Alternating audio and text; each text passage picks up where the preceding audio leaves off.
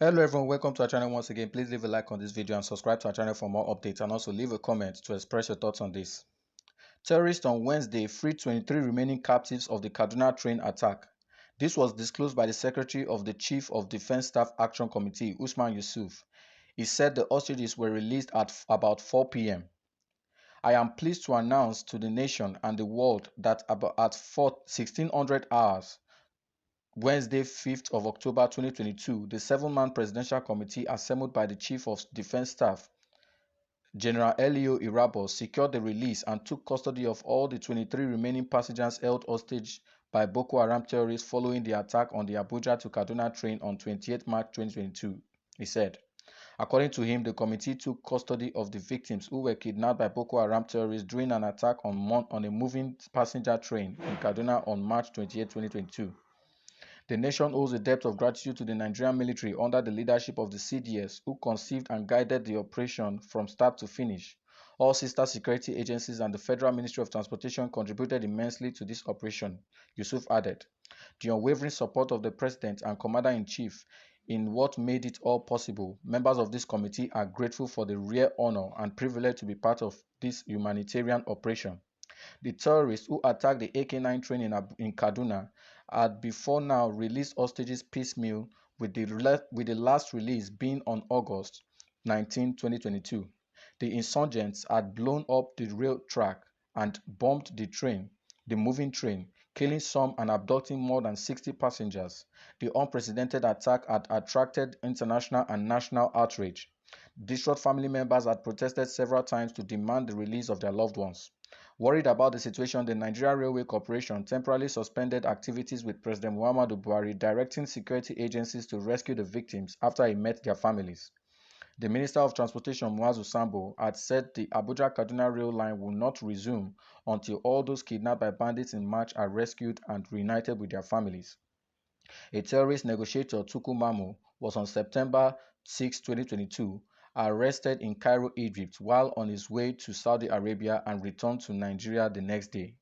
The Department of State Services had alleged that Mamu, who negotiated between terrorists and families of kidnapped victims, was part of an international terrorist network and used the cover of journalism to perpetrate his deeds.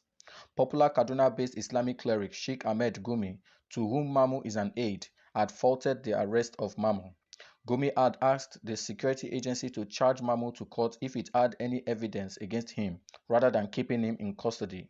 But the DSS, in its reaction, said it would not be distracted by some skewed narratives in the media and requested to be left alone to concentrate on the ongoing investigations, the outcome of which it said have remained mind-boggling. Wow.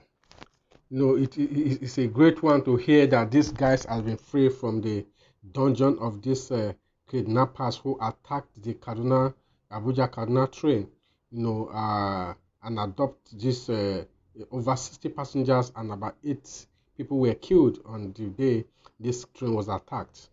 Good news to Nigerians and good news to the family of the victims, and we thank God that nobody was, Nigeria, we didn't lost anyone in the camp of the terrorists. Yeah, this is a victory. It's a victory for all. It's a victory for Nigerians and a victory for the military. But I want to say that the military should not relax, because they should not relax, and this is not a time to marry and jubilate that these guys have been rescued. As it is, we don't know what exactly happened, how these guys were released. We don't know if ransoms were paid for them to be released, or the military rescued them, through military actions. But all the same, they are free, and that is what is most important here. Yeah. What the government should do is try as much as possible to put a prevention measure to this kind of occurrences, so that this kind of thing will not happen again. Banditry has become a very lucrative business now for young ones. Kidnapping has become a very lucrative business for some guys who are into this business. You will recall that you hardly hear that a car is being hijacked or people are being robbed on the road. What they do is they wave down car, they bring down these vehicles, and adopt passengers, and from there begin to place a demand, of hundreds of millions from the families of these victims. These guys that are free today is we celebrate God, the military, we celebrate the effort being put by the government to make sure that they are free. But the government should do more so that this kind of situation will not happen again, it will not occur again. Uh, this is not the time to relax. This is not the time to relax, but I would say this is the time to go to work and make sure that every hand is on desk and every loophole what is should be closed up so that these banditries will not have their way again. And investigation also should be carried out to make sure that the military, people who are in the government who are involved in this banditry, who are supporting or sponsoring this Boko Haram insurgency and all that, should be fished out and dealt with according to with the laws, so that this kind of a thing will stop. You know, this is not helping us as a country. With this insecurity in the south, northeast, in the north and the southeast, especially, is really tarnishing the image and closing opportunity if investors opportunity to come to the country. When you open the social media or you open the internet about Nigeria, what you're going to see is stories about insurgency, unsafe place to do business, and you see the international body like the United States, the UK, calling on their citizens not to go to some part of Nigerians. This is not doing us well. This is not doing us well. And the military should wake up to their duty and the challenge at hand. Nigeria, we are going into a very crucial time right now into to elect the new president come 2023.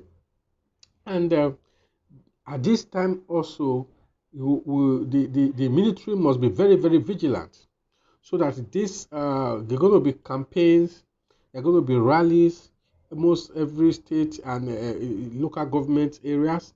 So this call for urgent work by the DXX, the military, and the police, so that during this time of campaign and all that, there will not be casualty from these banditries and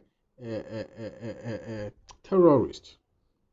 There will not be banditry, and this from attack from these terrorists and insurgencies. And I want to say once again that the guys whosoever who worked, contributed to the release of these guys, kudos to them. Kudos to them. Well, this is just my take. I want you to feel free to, comment. Let's know your take concerning this and also subscribe to our channel for update on this and more. Thank you.